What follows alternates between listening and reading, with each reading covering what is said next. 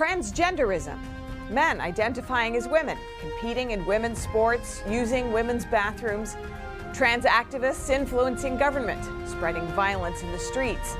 Controversial sex education for young kids, separating children from their parents. Offering sterilizing hormones, irreversible surgeries. Unthinkable a decade ago, now accepted, even applauded. Guest journalists Andy No, Jennifer Bilek, and Tetsuhide Yamaoka join us to discuss.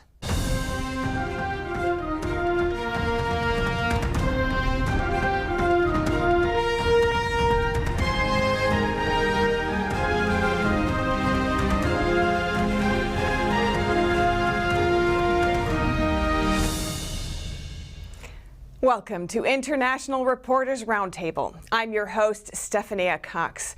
Our conversations bring together investigative journalists from around the world. They will help to uncover hidden information and details of conflicts, alliances, and connections in a deep dive discussion. Today, we delve into transgenderism. It is highly controversial, invasive, and available to very young people. The advertising is everywhere. On the surface, it seems simple, acknowledging and accepting a marginalized identity. Where did it come from? And how prevalent was it just a few decades ago? Why is it spreading now at such a pace? As a society, we are funding sex changes for minors, stealing custody from parents, even erasing sex entirely from birth certificates. With our guests, we'll investigate the movement, how transgender ideology is being promoted nationally and internationally. Our discussion will take a deeper look at how this movement unfolded and where it's going. Time to meet our panel. Our guests today are Andy No, an independent journalist and photographer. He lives under threat for his investigations into Antifa and the militant far left. He's testified before the U.S. Congress, appeared on countless radio, TV, and podcasts around the country, and his articles have appeared in the Wall Street Journal, the New York Post, Newsweek, Fox News, National Review, and more. He's the author of the international bestseller, Unmasked: Inside Antifa's Radical Plan to Destroy Democracy, and currently is the editor-at-large at the Post-Millennial. Next, we have Jennifer Bilek, an investigative journalist, activist, and artist. Her journalism has been featured in The Federalist, The Epoch Times, The Post-Millennial, Tablet Magazine, First Things, and elsewhere. Her investigative work on the power and the money behind the gender industry, now spanning a decade, can be found on her blog. You can go to the11thhourblog.com. She also appears in an Epoch TV original documentary, Gender Transformation: The Untold Realities. And Tetsuhide Yamaoka, a widely followed commentator and researcher at the Institute of Morology near Tokyo. In recent years, he's concentrated on China's global expansion, exposing the reality of a silent invasion by China into Japan. Yamaoka supervised a Japanese translation of Clive Hamilton's groundbreaking book, Silent Invasion: China's Influence in Australia, also contributing a postscript to the Japanese edition. He was a host at CPAC Japan and hosts YouTube shows on a variety of political subjects. Time to go to our panel. Welcome. Jennifer, let's start with you. If this is a movement, where did it come from? In your work, you've said it developed from transsexualism, that transgender is a useless word with no boundaries. Explain what you mean by that. So the word transgenderism really doesn't have any borders. It's an umbrella term under which sits a lot of conflicting information and ideas. You have men with a fixation of being women and adopting their body parts through surgeries and chemicals. You have kids, young people that are adopting sex role stereotypes, the opposite sex role stereotypes, and then you have kids that are rejecting stereotypes, sex role stereotypes completely. And you have people with disorders of sexual development, and you have the appropriation of other cultures' ideas about feminine men. and how they categorize them. So you have a lot of different things under there. And when this first hit the culture running, like around 2014, we saw, this man who was the epitome of masculine virility, Bruce Jenner, on the cover of Vanity Fair magazine in a woman's corset, claiming that he was now a woman. And since that time, there's been an enormous amount of propaganda. It's been running 24/7, that people can be born in the wrong bodies. And initially, when it started, this was about body dysphoria, having an intense body dysmorphia about your sexed body. And as this has progressed across a decade, now we're looking at just people expressing themselves with sexual assaults, medical assaults on their sex. Fascinating. Now, Andy, your expertise on Antifa has led you into the realm of what you call trans-Tifa. Who are they? Where do they come from, and what do they do? So during 2020, when there were many months of rioting across the United States, I was in Portland, Oregon, which was the epicenter of the longest riots of anywhere else in the US. We had more than 120 nights every day of rioting. And during that time, one of my goals was to get a better understanding of who and what the profile of the riot Antifa suspect is. And one thing that emerged from that data set, because there were more than 1,000 arrestees, is a disproportionate representation of people who are so-called gender diverse, meaning they do not identify with their biological sex. And I don't think that is particularly surprising now, as we've seen more and more instances of far-left violent extremism in the US, where over and over we see the perpetrators being of some type of transgender ideology. I think in the US, we're observing this phenomenon where leftist politics, leftist radicalism is merging with trans militancy. And a lot of this language was specifically exposed by a lot of how the transgender activist groups responded to the mass shooting in Nashville, Tennessee, by a transgender shooter. In the aftermath of that, we had trans activists and groups come out and view the shooter, the murderer, as one of the victims. And a lot of the propaganda messaging at these so-called transgender rights protests feature messages such as trans rights or else, and then there's a picture of firearms, rifles and pistols, protect trans kids, and then there's an image of a knife. So the message is really clear, and I never thought that I would pivot towards reporting on transgender extremism in the U.S., although now that I've had under my belt many years of reporting on Antifa and left-wing extremism, I'm surprised that I didn't realize that this is sort of the natural and logical progression of the ideology. And I'd like to come back to that, but first, Yamaoka-san, let's talk Japan. Why is the LGBT issue currently so big there? Does Japanese culture and tradition play a role? Well, actually, not quite. I mean, Japanese culture tradition are quite different from those in the West. So LGBT matter has never been that big in Japan because culturally, historically, traditionally, Japan is much more tolerant on those things, right? But it became all of a sudden so big and hot because thanks to the U.S. ambassador to Japan, who's so keen, who's been vigorously trying to apply pressure on the Japanese government, the Prime Minister Kishida and other parliamentarians to pass the bill, which is the LGBT anti-discrimination bill. So because of his push, all of a sudden, the government, the prime minister, started to rush to pass the bill. He's been asking his members to work on passing the bill as quickly as possible. So that surprised the general public. And then all of a sudden, the argument became very hot here, very big here. So it's very much externally applied pressure here rather than the traditional Japanese culture here. Okay, thank you so much for that. We're going to take a break. We'll be right back with our panel discussion. Welcome back to International Reporters Roundtable.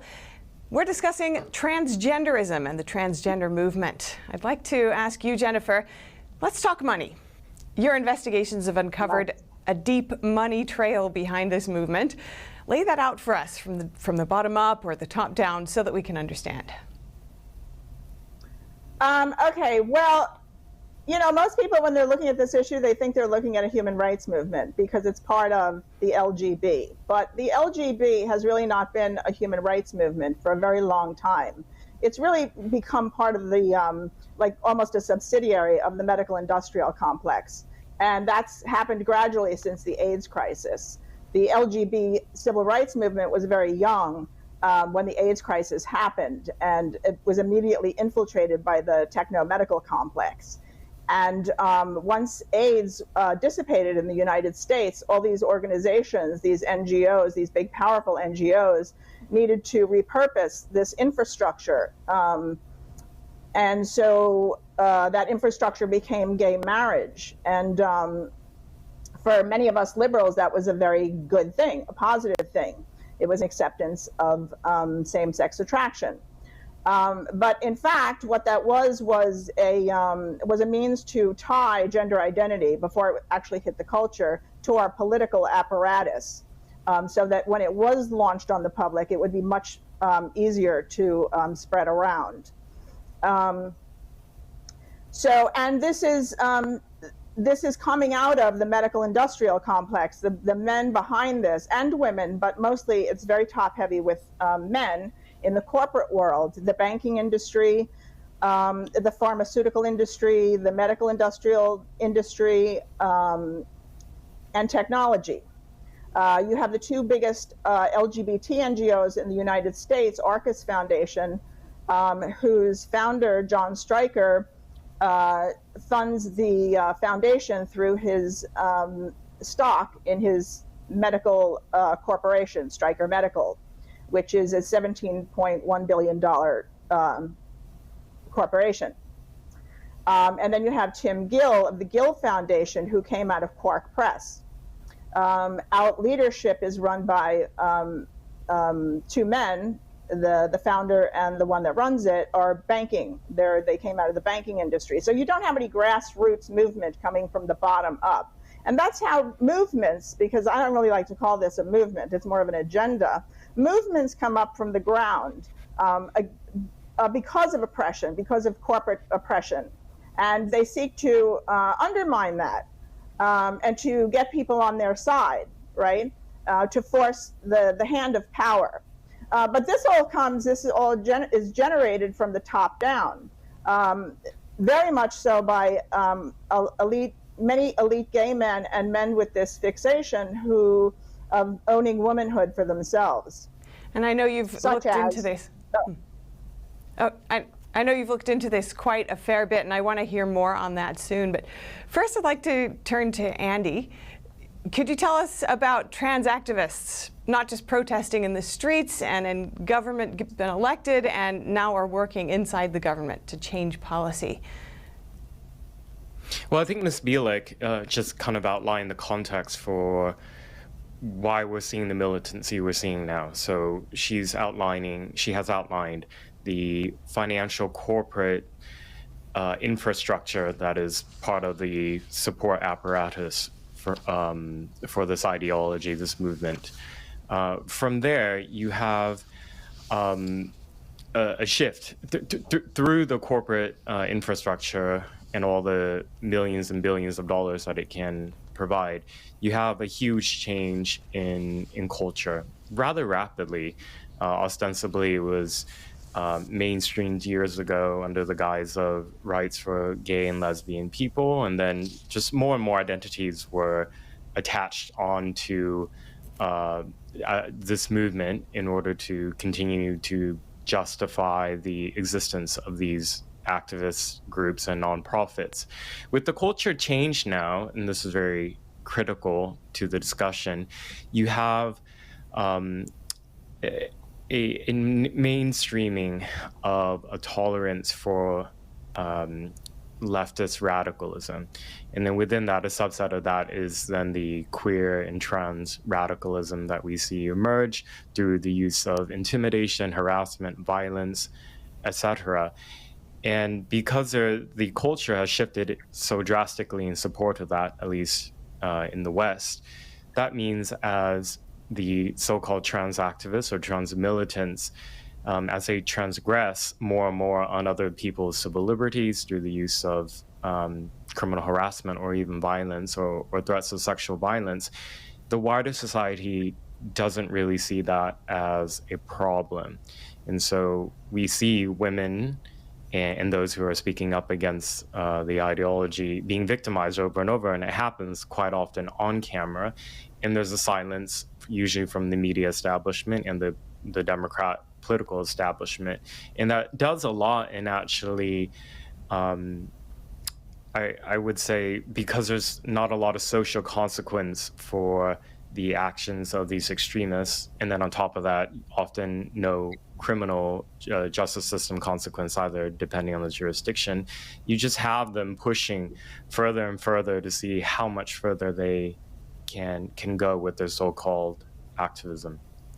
And now, Yamaoka-san, what's the position of the U.S. ambassador to Japan on the transgender issue? Tell us about your open letter to him. Oh, yeah. The U.S. ambassador, Mr. Rahm Emanuel, has been making it very clear that of why he is doing this in Japan. Why is he vigorously promoting that movement to get it done in Japan, while it's never done in his own country? He said the passing that kind of bill, that having that sort of legislation to make it totally equal, fair to everyone, including those LGBTQ plus people, is the top agenda, one of the top agendas of the Biden administration. That's why he is doing that in Japan. So I decided to write a letter to him, the open letter, open question, and it was just published in one of the monthly magazines here. So now it's open, and then the actual letter will be delivered to him, and see how it's going to respond, or if he's ever going to respond. And then so it's never been such a big matter here, and then those people do not necessarily want to come under the spotlight. And then there's no such violence or militant, those things happening in Japan either. So there's a certain cultural difference. So it's not quite right to push that sort of agenda in a different cultural context. That is Japanese culture. That's one thing we want the ambassador to understand. Next, we'll go to a break. I'm Stephanie Cox. This is International Reporters Roundtable. See you soon. All right, continuing our discussion. This is International Reporters Roundtable. Great to have you all on. Jennifer, you've said the gender industry underlying all this action is worth $3.7 trillion, fueled by a Patients for Life model. That's a lot of money. Is there a corporate structure behind all this? Well, absolutely. But first of all, I want to clarify that that's $3.7 trillion is a marketing constituency. That's a number for the marketing constituency of the entire LGBT globally. So that means this marketing constituency is a powerhouse now. that, you know, if you cross market to them, or if you don't cross market to them, you're going to be left out of the loop in terms of finance, because they're so big at this point.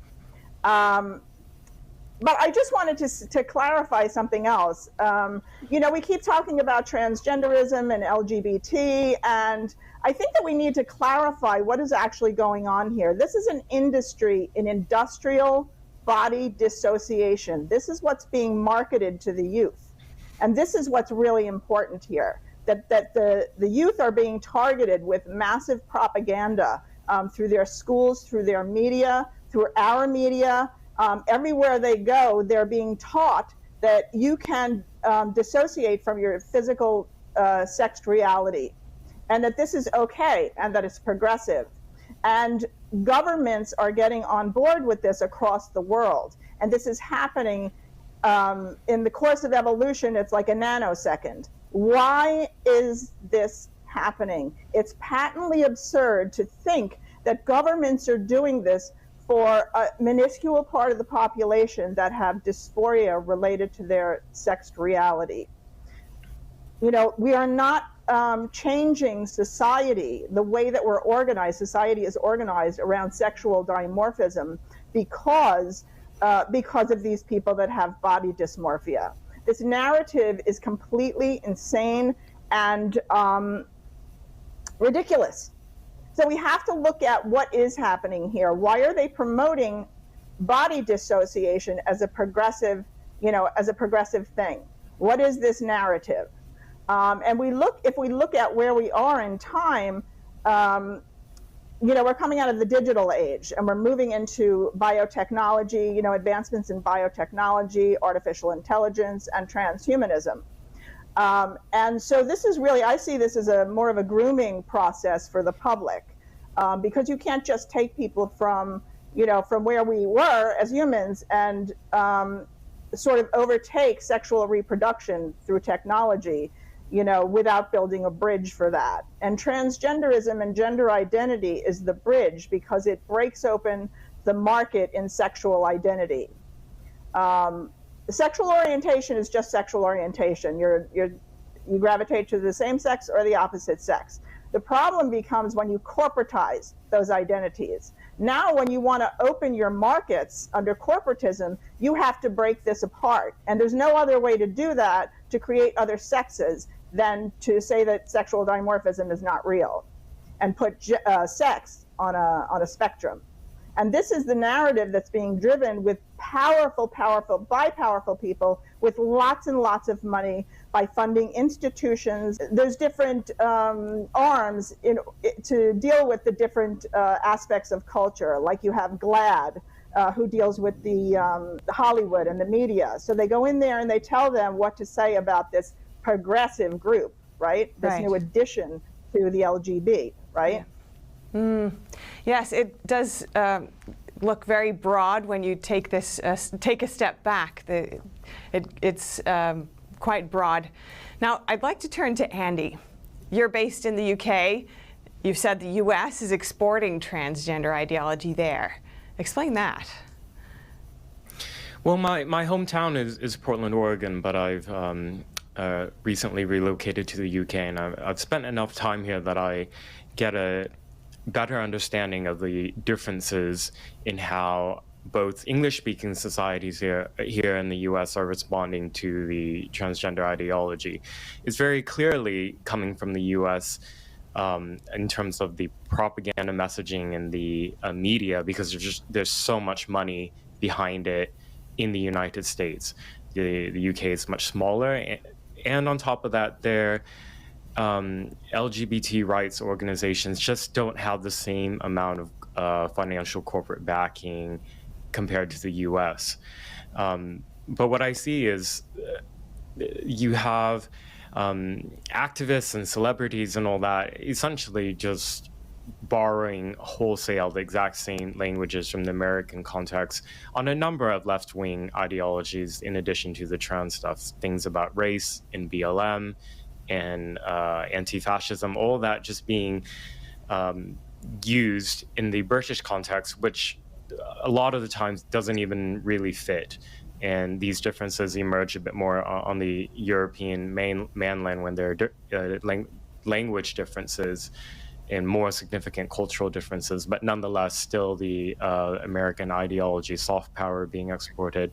And I mean, there's a lot of positives about American soft power, that's been able to introduce a lot of great American ideas through entertainment in music, for example, historically, and through journalism. Things like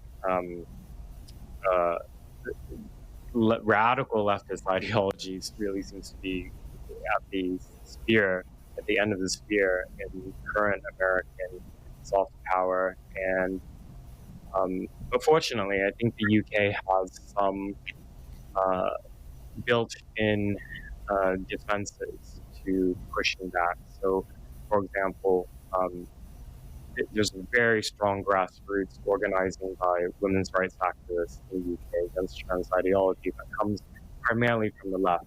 And that's not really something you see in the US. I think the culture in the US has really turned the gender and trans debates into a partisan issue. It's if you're a Democrat, you're for it wholesale. If you're a Republican, you're against it. In the UK, it's different. You have a lot of traditionally socialist and left-wing and labor women activists who see very, very clearly that, hold on, this ideology eradicates the logical foundations for why there are protections for sex-based protections in the law. And so a lot of the organizing has been done by left-wing activists, and therefore it makes it much harder for the trans activists to come out and just say that this is a right-wing reactionary movement. We'll finish our Q&A with you, Yamaoka-san. We just heard about the UK. How is Japanese society reacting to the transgender movement? Well, I realized, having listened to Jennifer Lee, Japan is still behind. Right? The United States is far, progressive, and the UK showed some resistance, but still, ahead of us. So I talked about the cultural or traditional differences particular to Japan. But apart from setting those cultural differences aside, the Japanese people simply don't want to import any problems, the social issues, the distractions already happening in the West, other countries, right? As simple as that. So yes, Japan is still behind, and then that's transgenderism is not that big yet, and also it's not associated. It doesn't seem to be associated with the big corporate, as Jennifer explained just yet. But again, not simply because of the Japanese traditions, cultural differences and so on. Just simply, Japan don't want to import the bad things already happening in the West. We'll take a brief break again and return to our panel discussion on transgenderism. I'm Stephanie Cox. This is International Reporters Roundtable. Welcome back. I'm Stephanie Cox. This is International Reporters Roundtable. For our roundtable, we'll open up the discussion by asking, given the progression of this movement from its infancy till now, where are we headed? What are the stakes? And how far could this go? And how quickly? Jennifer, over to you. Well, the whole thrust of this agenda is really to move human reproduction to the tech sector. And this is why women are being erased in language and law. And the progression of that is really, really advanced. And people need to start looking at that aspect of it instead of concentrating on identity and LGBT and, what's really happening here. Because until you really understand what's at stake here and what's going on, that they do want to collapse human reproduction and have it taken over by technology, then you can't really develop effective means of resistance to this. So we basically wind up boxing ghosts because we don't understand what we're looking at. Andy, you're on the front lines there. What's your sense of how far this could go? Well, I'm not really good at making guesses for the future, but what we see happening right now in real time, as Jennifer alluded to, is the erasure of language and the changing of the rules of engagement. So if we're to have a discussion, a debate, discourse about these controversial topics around healthcare, gender identity, women's rights, gay rights, etc., we have to agree on what the words we're discussing and the concepts mean. And currently, well, there was an agreement on just the basic use of, let's say, English language, but the radical left has been very, very effective at rather subtly pulling the rug out from under all of us. Now, diversity doesn't mean what we think it means. Tolerance doesn't mean what it means. Self-defense, even as how Antifa and the far left use it, and the trans activists, for example, when they are carrying out acts of preemptive violence against people, they call that self-defense, actually. And that's not what it means in the legal sense. It's not what it means in our language. But for them, they say, because you express an idea or a belief that contradicts our understanding of trans rights, we're merely defending ourselves by silencing you or punching you or maiming you in some ways. Beyond that, my biggest concern is if we're not able to have debate and discussion with one another, well, the alternative to that is violence. And we see a certain mainstreaming of acceptance of left-wing violence already, as I've mentioned. And from 2016 through 2020, a lot of the leftist political violence done in the United States was done in the name of anti-fascism because we had a President Trump, and that was very convenient for a lot of narratives. With him out of office, now we see the culture war really moved into battling anybody who dares to voice a dissenting view against the orthodoxy on so-called trans rights and transgender ideology. And that's a very that's an experience, especially of the U.S. and other areas where U.S. culture, you mentioned, has been exported. But I want to ask Yamaoka, how do you see it in terms of Japan and where it's going? Well, as I said, Japan is still behind quite a bit. Jennifer is saying that the movement has been pretty much driven by the business sector or financial sector as such. It's not just an ideology thing. It's coming from the top, the big corporate and so on. Somehow we need to block that from coming into this country. So to do that, we have to understand it, the definitions well enough to protect ourselves. To jump in on that, I think that this phenomenon that we're all talking about is uniquely, it's not really accurate to say that it's broadly a Western thing. We see it manifest primarily in the West, but it is American because of the fact of the corporate infrastructure that is behind the funding.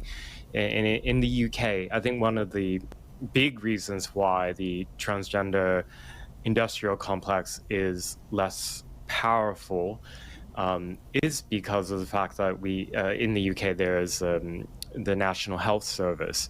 And so with that, medication, surgeries, and all the pricing things are negotiated by the government, and it really limits the profit-driven motives within medicine. And actually, it's been the NHS, for example, that commissioned a independent review into one of the largest clinic in the United Kingdom that did provided medical and psychological services to minors who experience gender identity issues. This is one of the clinics in Tavistock in London, which after this 2-year investigation, the findings of that is that there was a culture of medical healthcare providers being pressured to quickly recommend and support the medical transitioning of minors. And this brought into all these questions about safeguarding and also psychiatric comorbidities that were being ignored. So the NHS will be shutting down this particular clinic and opening up smaller regional clinics that will, what they say is there will have better oversight and there will be a better evaluation of psychiatric comorbidities among the young people. We're not seeing that at all in the US. In fact, you see every single, well, aside from the profit-driven corporations, all the medical associations and organizations that are seen as determining what is the standard of care, what is legitimate in medicine, what is not. All of them have been captured by the trans ideology, and a lot of them also all of them stand to benefit from making lifelong patients out of young people. Right. Fascinating. Now, I'd like to get your take on it, Jennifer. Is it all about the money, or is culture also involved? Well, of course. I mean, if you send something this strange into the culture, it's going to become a cultural phenomenon. But that's not where it originates. It doesn't just come out of the ether. It's sent into the institutions by philanthropy, which actually, and also the big banks, because everything that's going on here is really obscured by a human rights frame.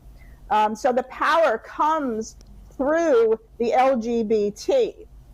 Now, again, the LGBT is really, it's a subsidiary of Big Pharma. It's not a human rights movement any longer. But they're working through all of our human rights organizations. The WHO, the Amnesty International, the Human Rights Campaign, the UN, et cetera, right? So these, there's been principles developed, the Yogi Carta principles plus 10, which are human rights, it's a human rights legal edifice.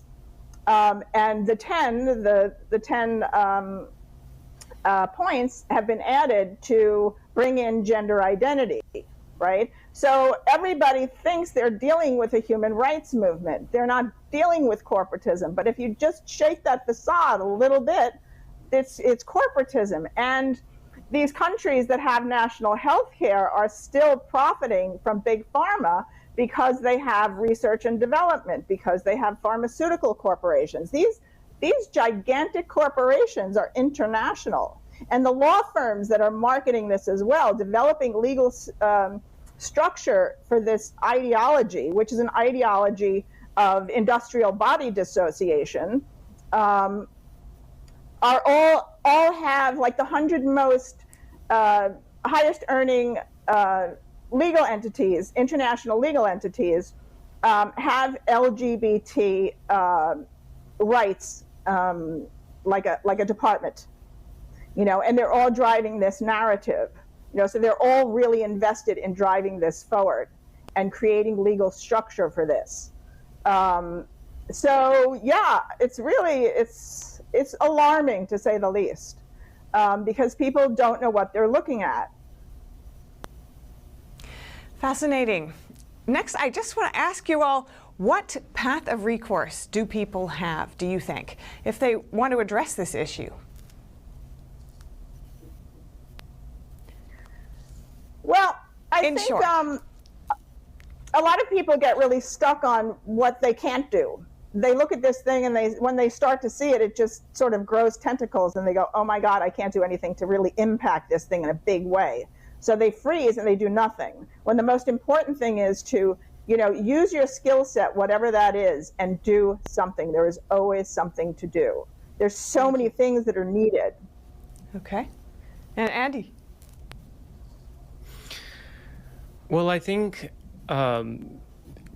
independent reporting on the realities of what's at risk if this transgender ideology were to really dominate even more than it is, that needs to be exposed. And there's a lot of independent journalists doing that. In bringing in the Japan angle, it's really, Japan is much further behind on this, as Mr. Yamaoka has said, than culturally on this particular issue compared to the US, of course, and other European countries. However, the risk is that it has such a subversive effect on society and culture, basically at every level. We've only been talking about some of the surface things about language, discourse, political violence, and women's rights, but it goes way deeper than that. It really, I think, in my personal opinion, it attacks the core of the family. And so this is why there are a lot of people who shout from the rooftops about, this is, look beyond the propaganda messaging of the narratives of it's being framed intentionally within human rights, but it's not about that. There's much more to it, and it's destructive and corrosive to basically every strata of society. And I say that as a gay man, by the way. Sure. What transgender movement has done to gay and lesbian people.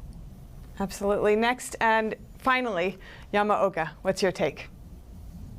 In my understanding, what's exactly behind this LGBTQ whatever movement, my understanding is a communism as opposed to human rights in general. It's coming from the Marxism, the communism, which is aiming to destroy the traditions, culture, and family, all those things traditionally carried out.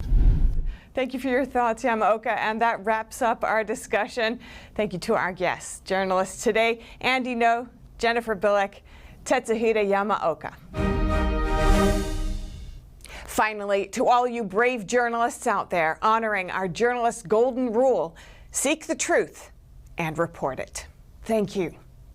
I'm Stephanie Cox, and thank you for joining us on International Reporters Roundtable. Until next time,